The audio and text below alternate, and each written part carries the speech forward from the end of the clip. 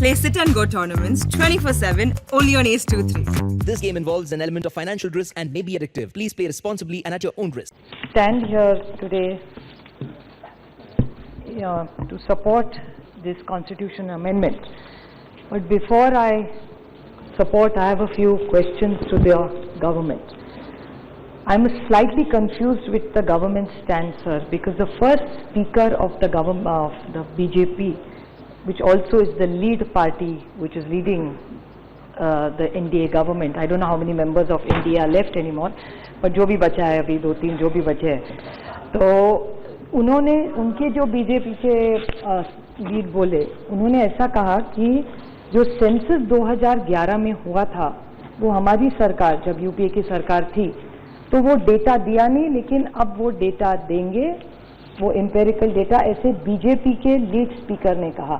So I thank the honourable minister and the BJP for sharing this data which is very very critical for us. So I would like to reconfirm it, because आपके खिलाफ हमारे राज्य का एक बड़ा case चल रहा है, तो आपके भी पैसे बचेंगे, मेरे सरकार के भी बचेंगे. कोविड में काफ़ी खर्चा हो गया दोनों सरकारों का.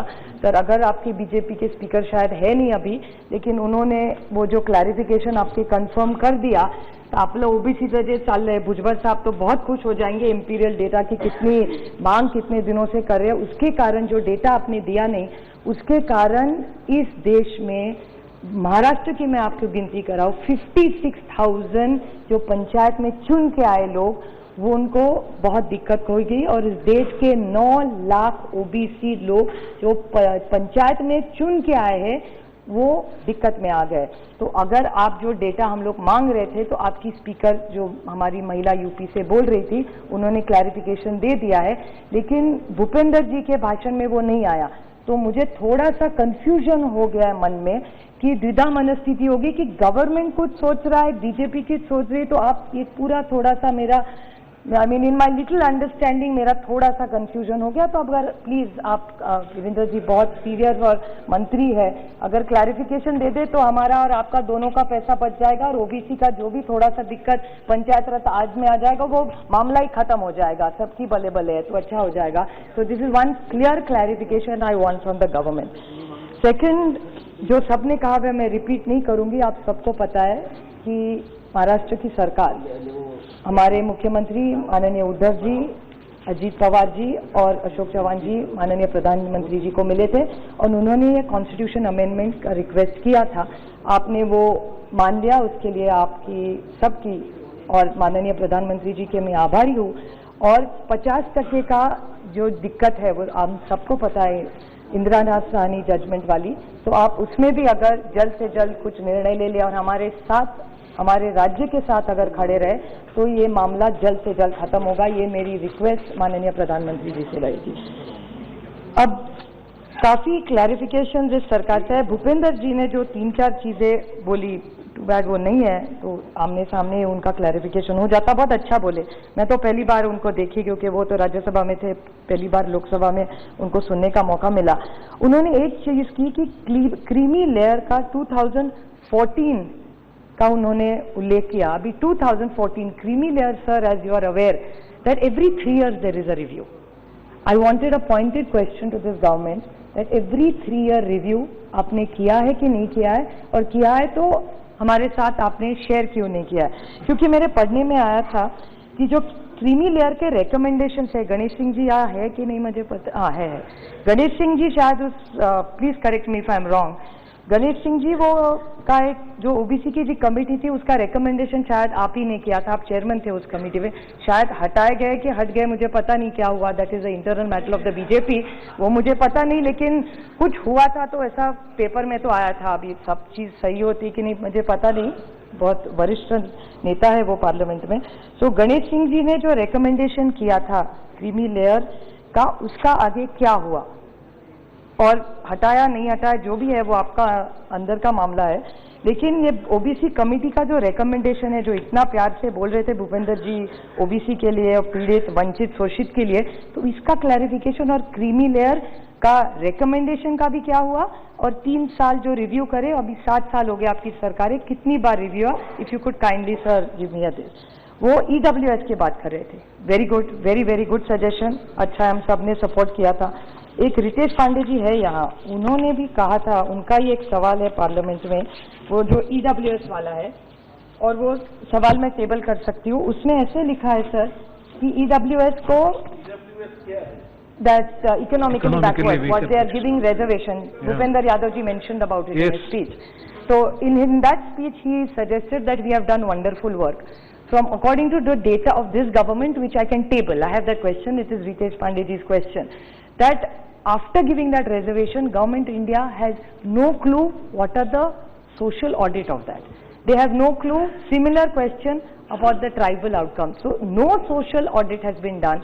The lady who spoke first said that she will be sharing, means which I'm presuming is the first speaker, so BJP will give that imperial data to us. So I am completely confused in this debate because I am getting very mixed signals. The whole confusion has started in Maharashtra, sir. हमारे तब के मुख्यमंत्री, when he knew that 103 constitution will be an issue, फिर भी महाराष्ट्र सरकार ने केंद्र सरकार को रिकमेंडेशन बोला. That is the first. तो उस झूठ में हम लोग फंस गए. हमने विश्वास कर दिया कि शायद उन्होंने, मतलब वहां भी उनकी सरकार, यहाँ भी उनकी सरकार, उन्होंने कुछ डिसाइड किया होगा. तो महाराष्ट्र में 2018 में मराठा आरक्षण के लिए in one voice one vote the recommendation was sent by the then led BJP government, which was struck down unfortunately because of the mishandling of that government, which is a fact. That's why they are doing this after the recommendation made, correction suggested by honourable Uddhav Thackeray, Ajit Pawar and Ashok Chavan. This is the reality of town today. So this change is only coming because of this intervention with the Prime Minister there. But it is again half-hearted because it will not complete it, because this 50% issue will still be a big problem for us. So how are they going to address this? Another question which he talked about, which Bhupender ji ne bahut acha bol rahe the wo, he has made some other, he was talking about the intent.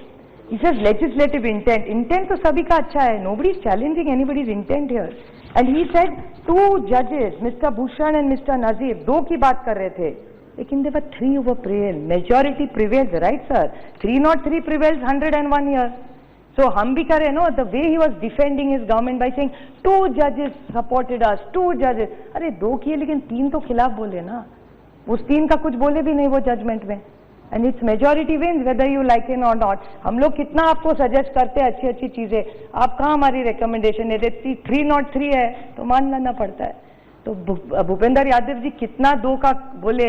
Intent is very good, सभी का तो intent अच्छा ही है ना, लेकिन तीन जज ना बोले, वो बोलना शायद भूल गए.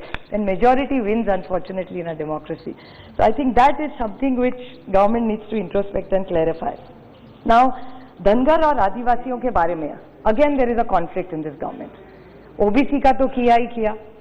That mess they have created. After creating that mess, same thing they have done with Dhangar sir.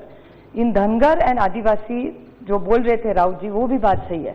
मुझे अभी भी इलेक्शन में याद है, मेरे निर्वाचन क्षेत्र में आए थे वो 6 मंत्री आए थे पिछले साल, उसके पहले भी आए थे, और उसके बाद वो जो ग्रस्त 2014 में आए थे, उन्होंने भाषण किया था और कहा था कि हमारी सरकार आएगी, पहले कैबिनेट में धनगर समाज को हम आरक्षण दे देंगे.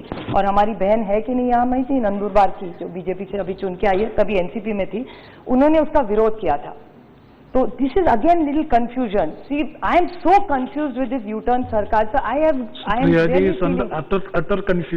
M very confused sir, because in their own party there are two views.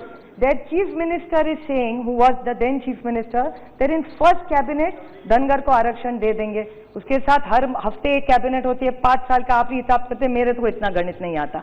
तो हर साल में एक कैबिनेट, हर हफ्ते में 5 साल उनकी सरकार चली, एक कैबिनेट भी धनगर आरक्षण नहीं हुआ. और उनकी सरकार की ही एक महिला सांसद है, बहुत अच्छी है, सुशिक्षित है, और उन्होंने कहा कि आदिवासी. सो आदिवासी, और हम लोग जो राउत जी ने कहा वो बात सही है, हम दूसरे का कुछ नहीं चाहते, हर एक का हक है.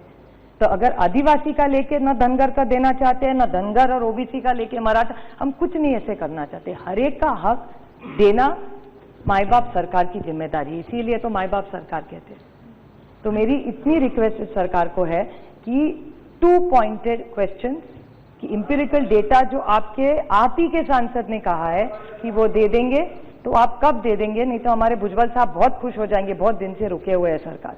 और माननीय हमारे मुख्यमंत्री जी ने 1 अगस्त को माननीय प्रधानमंत्री जी को भी खत लिखा है कि ये डेटा दे दीजिए, हमारी पूरी ओबीसी का जो रिजर्वेशन है वो दिक्कत में आ गया है। तो वो एक खत, उसका जवाब आप दीजिए।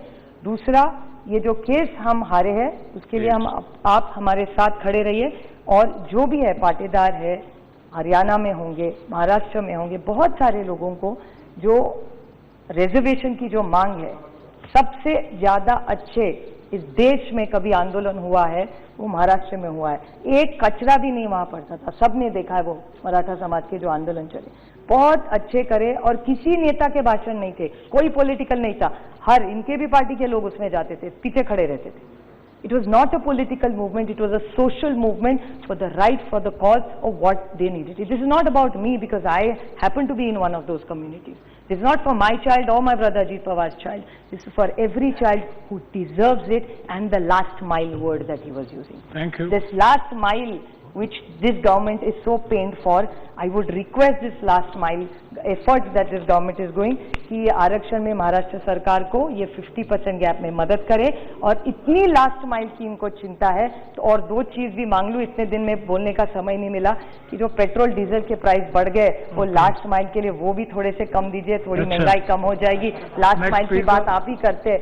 एंड 1 लास्ट माइल इज ये क्वालिटी एजुकेशन। ये कोविड के कारण ये जो वैक्सीन वगैरह का भी चल रहा है ना, वो भी थोड़ा सा महाराष्ट्र वो भी लास्ट माइल के लिए वो एड में ज्यादा हो रहा है। तो this all this last mile things, last mile का जो सरकार कर रहे हैं, so I only just requesting sir, because it's a last mile government, they are very focused on the last mile, they want to reach to the last person. So with full humility I'm requesting them कि जो शोषित है, पीड़ित है, वंचित है, इनके लिए ये सरकार जो कोशिश कर रही है, तो महंगाई थोड़ी कम करे, जॉब्स में थोड़ा सा ध्यान दे, और हमारे आरक्षण में हमारे साथ महाराष्ट्र सरकार के साथ अबव पॉलिटिक्स खड़े रहे, और थोड़ा सा उनको वहां से कोई मिसलीड जो कर रहे हैं, तो हमारे मुख्यमंत्री और उप मुख्यमंत्री और अशोक चव्हाण जी का जब ब्रीफिंग सुने तो शायद हमारा ये सब जल्दी हल हो सकता है। Thank you sir. एबीपी माझा, उघडा डोळे बघा नीट।